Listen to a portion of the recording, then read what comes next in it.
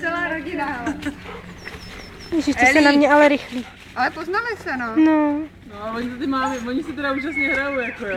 To je neuvěřitelné, co on mu dovolí ten velký. Ne. Mámy jsou takový, no, jako oni to vychovávají.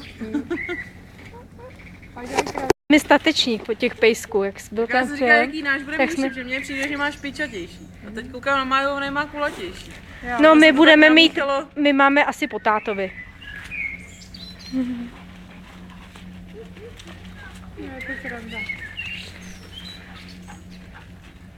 No hele, Natalie si teďka trhala za poslední, já nevím, před pár měsíci. Protože už Hanka někde... už mi dovolila, abych ho zkusila vytrhnout, ale ona tam má malinký ty zobky a tady může být nějaký normální přeskapečný. No, si ona ti utekla. Ahoj, ahoj. Májo, pojď, ale je tady, pojď, pojď sem.